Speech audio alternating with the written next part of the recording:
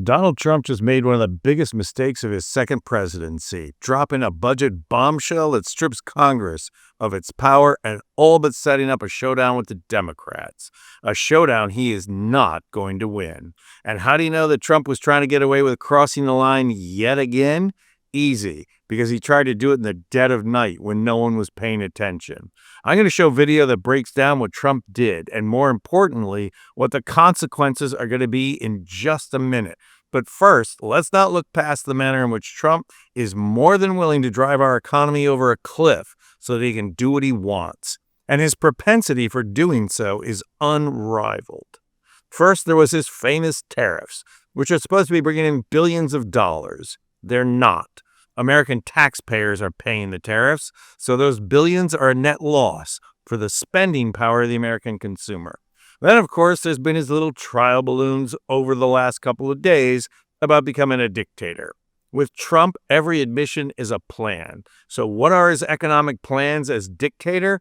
Well, we don't have to look far. Trump has been trying to fire Jerome Powell so that Trump can artificially lower interest rates. And if you had any doubt that artificially lowering interest rates is Trump's plan, just listen to bootlicking J.D. Vance trying to make the case that interest rates should be a political decision and not a financial one. I don't think that we allow bureaucrats to sit from on high and make decisions about monetary policy and interest rates without any input from the people that were elected to serve the American people. And I think that's fundamentally what this is about. Who makes the decisions about this country? Is it those the American people elect, or is it unelected bureaucrats? And I feel very strongly that the President of the United States is much better able to make these determinations.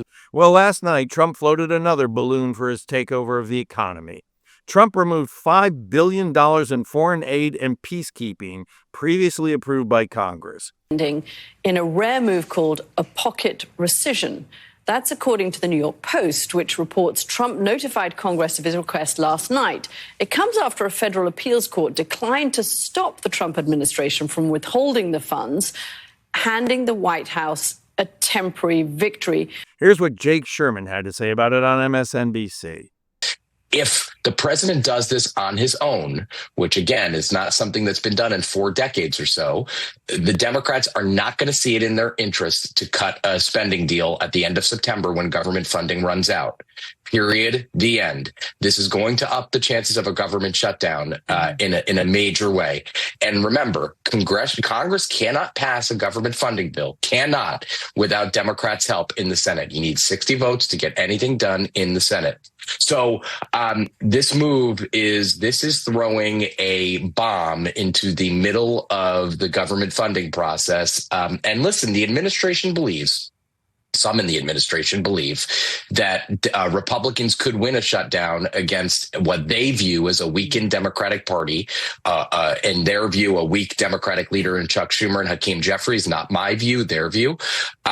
I think it's going to be an incredibly difficult shutdown, should that happen, and incredibly difficult to get out of that shutdown. I'm not baffled. And by the way, I've confirmed this as well. So this is the New York Post and me, Punchbowl News, that has now confirmed this. I think this is going to be a huge mess. is my main takeaway going into September. So once again, Trump and his den of thieves are betting on being able to get away with destroying the Constitution, weakening Congress, and getting away with economic assassination by shutting down the government, all because they believe that Chuck Schumer will cave.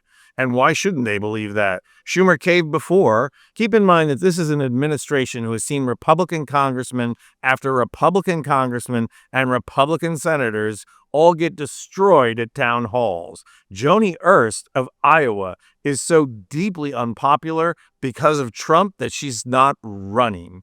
And still they are betting on Schumer to fold. And that's precisely the reason that a government shutdown at the end of September hinges on one person, Democratic Congresswoman Alexandria Ocasio-Cortez. When the end of September comes and a government shutdown is looming, AOC needs to get in front of the cameras and announce to the world and to Chuck Schumer that if he caves this time, she's going to primary him. And as far as I'm concerned, a government shutdown is a small price to pay to make that happen. I'm Anthony Vincent Gallo for Occupy Democrats.